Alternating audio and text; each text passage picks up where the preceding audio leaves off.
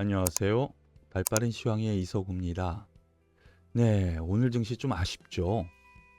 미국 증시 급등하면서 우리나라 증시도 급등 출발했어요. 2% 가까이. 그런데 마이너스까지 돌아서면서 전강 후약 밀리는 흐름이 좀 나왔죠. 물론 코스피 지수는 0.26% 상승 마감했고요. 코스닥 지수는 하락 전환까지 하면서 마이너스 1.6%까지 뭐 급락이라고 할 수 있을 정도의 하락이 나오면서 이거 왜 그럴까 많은 의구심을 가질 것 같습니다. 요 부분 오늘 자세히 좀 살펴보도록 해보죠. 미국 시장부터 하나씩 살펴봐야 될 것 같아요. 미국 시장 다우산업지수 2.8%, S&P 3.0%, 나스닥 3.3%, 그리고 필라델피아 반도체 지수는 4.4%까지 급등이죠. 급등하는 흐름이 나왔고요. 환율은 달러 인덱스가 한 번 더 쭉 빠지면서 크게 놓고 보면은요. 이거 고점에서는 꽤 많이 밀렸습니다. 드디어 110선까지 물러섰거든요.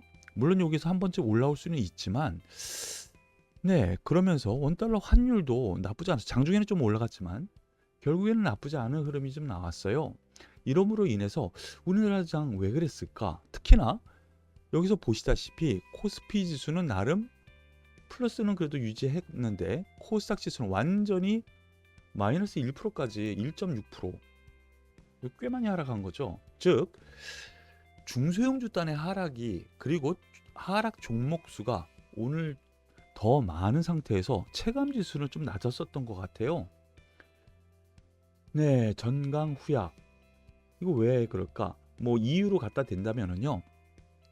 뭐 지난주 말 저점에서 매수한 세력들이 오늘 하루 털었다. 단기적으로 단기 차익 매물 출회됐다. 뭐 이렇게 나오는데요. 전반적으로 좀 아까 본 것처럼요. 미국 시장 상승 흐름이라든가 아니면은 이 환율 흐름에서 놓고 보면은요. 위험 자산 선호 현상이 나타났거든요.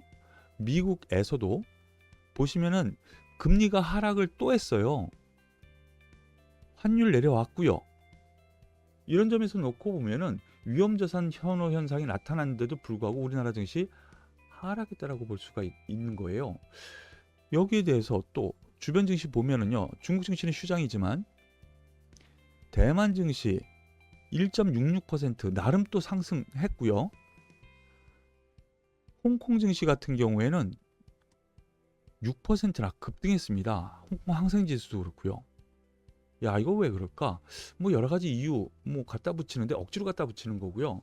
뉴스로 나온 거는 러시아 핵 공격 우려.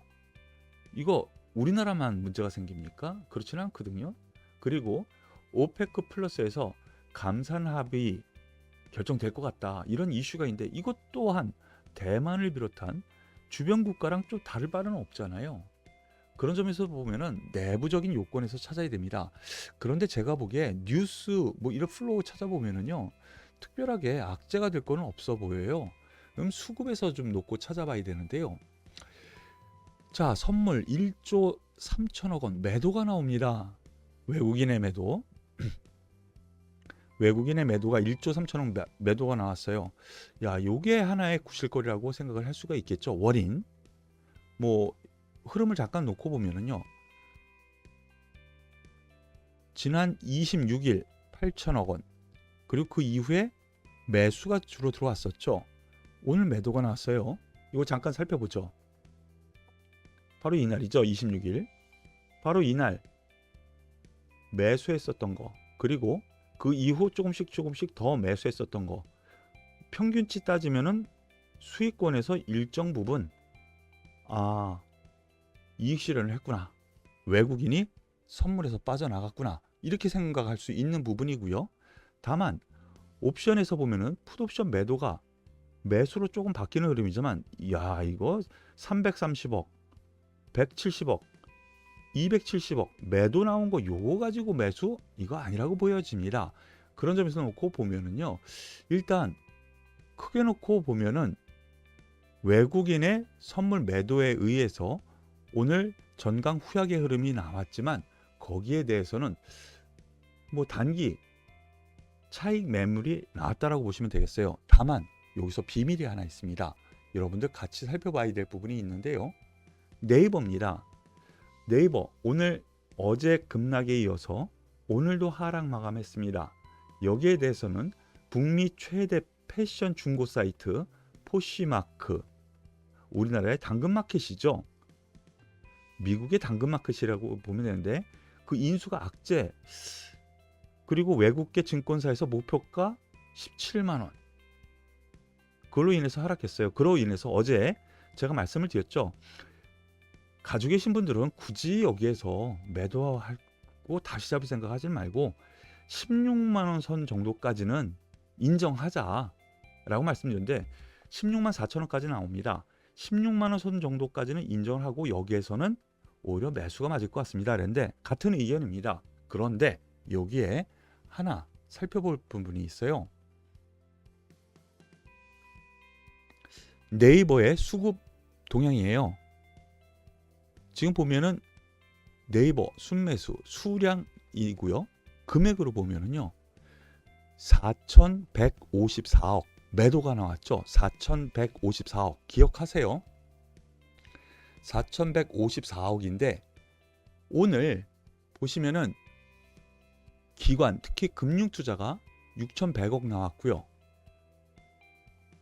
외국인이 매도가 4,100억이 나왔는데 오히려 780억 매수예요. 그러면은 외국인은 네이버를 제외하고는 5천억 원 매수한 거예요. 선물 앞서 말씀드린 것처럼 이익 실현했고 옵션은 그닥 의미가 없는 흐름.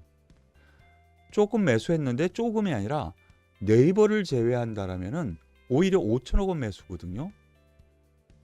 개인이 매수했고요. 금융투자가 6,100억 원. 그런데 여기 가만히 보면 프로그램이 5천억 원이 넘죠.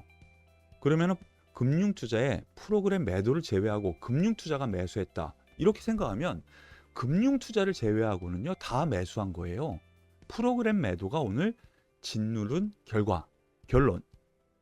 외국인이 선물 1조 3천억 원 매도했는데 그걸로 인해서 프로그램 매도가 오늘 주된 하락 요인이었고 프로그램 매도의 주역 금융투자를 제외하고는 연기금, 외국인 그리고 네이버 매도를 제외하고 다른 거를 매수하라 한 외국인 같은 경우 오히려 5천억 원 매수였다. 이렇게 보실 수 있다는 것이죠. 그러면 내부적으로도 특별한 부분은 없죠.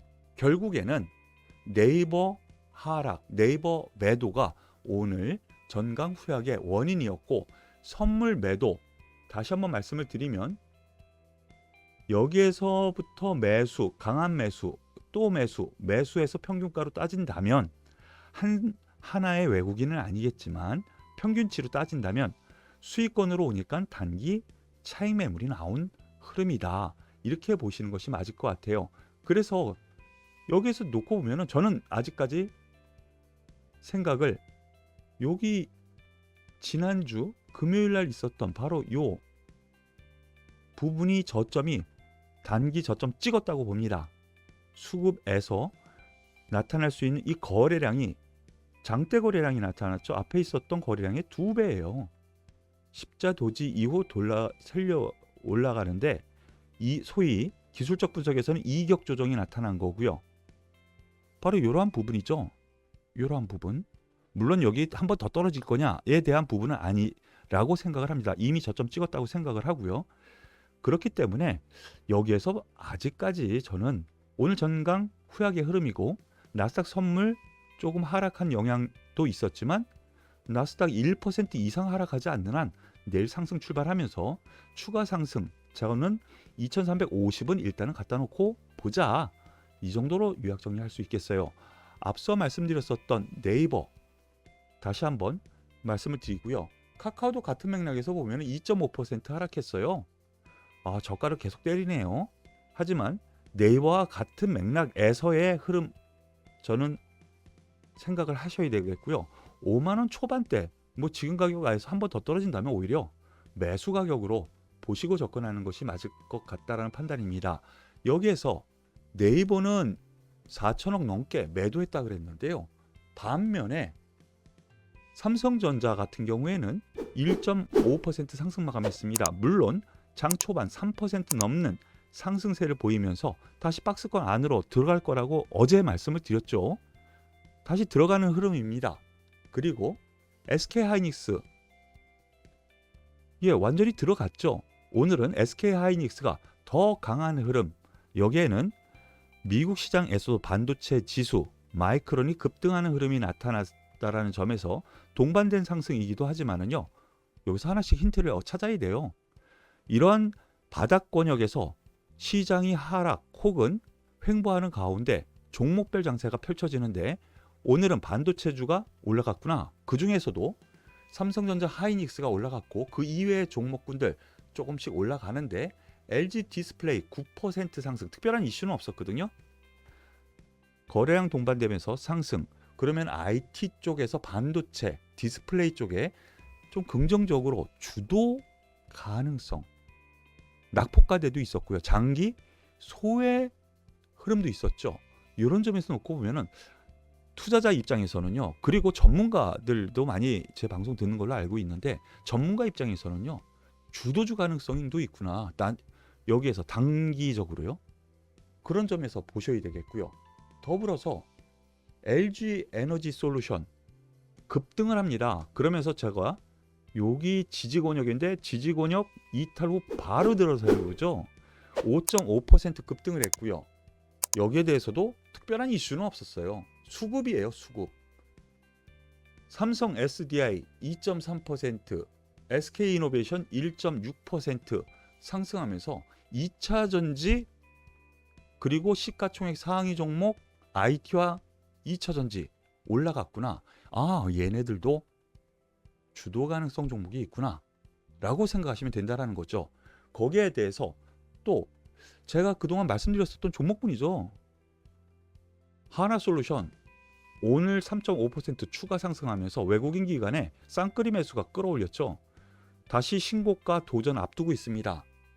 CS 윈드 2% 상승하면서 바닥에서 다시 턴하려고 하는 흐름이 나오고 있어요. 풍력이죠. 이런 점에서 놓고 보면은 오늘은 시장 전반적으로 하락 종목이 훨씬 더 많고 그리고 수급에서도 집중적인 외국인 기관이 동원된 이러한 종목군들, 이것은 향후 단기적으로 이것이 보름일지 한 달일지 모르겠지만 과거 보면은요. 지난 7월에서 8월 중순까지 한 달 반 동안 있었던 이 흐름 안에서 하나솔루션은 오히려 3만 원에서 5만 5천 원까지 5만 6천 원이죠. 거의 더블 갔어요. 거의 더블. 주도주, 대장주라면 이런 흐름이 나올 거거든요. 여전히 하나솔루션 외국인 기관이 끊이놓지를 않습니다. CS 윈드도 마찬가지고요. 그리고 어제 말씀드렸었던 대형 건설사요. 삼성엔지니어링, 현대건설은 좀 많이 낙폭이 있었지만 삼성엔지니어링 이 두 종목을 같이 묶어서 봐야 되거든요. 삼성엔지니어링 같은 경우 해외 수주에 조금 더 비중을 두고 보는 기관의 눈이 있거든요. 그런 점에서 오늘도 수급에서 보면은요. 상당히 긍정적인 역할에 수급이 들어왔다라는 점에서 이들 종목 역시 지수가 반등 들어오면 오히려 주도 가능성을 보여주는 오늘 하루의 힌트를 보여준 것 아닌가라고 생각하시면 되겠어요. 오늘 주제는요. 지수 하락 혹은 보합, 전강 후약의 흐름을 보여주었지만 여기에서 우리는 투자자 입장에서 힌트를 얻어야 된다. 투자의 힌트를 얻어야 된다. 주도주. 시장이 바닥 찍었고 올려 세운다면 주도주는 훨씬 더 간다라는 이러한 부분 다들 아시겠지만 이들 종목군들이 주도 가능 종목으로 조금씩 더 빛나고 있구나. 그리고 앞으로 더 나갈 수 있구나라고 오늘 제시를 한 거라고 보시면 되겠어요. 자, 오늘 시장은 우리한테 하나의 힌트를 줬다라는 점, 그래서 시장은 오늘 의미가 있었다라는 점으로 마무리 짓도록 할게요. 오늘 발빠른 시황은 여기까지 마무리 짓는데요. 도움이 되셨다면 구독, 좋아요, 그리고 응원의 댓글 꼭 부탁드리겠습니다. 수고하셨습니다.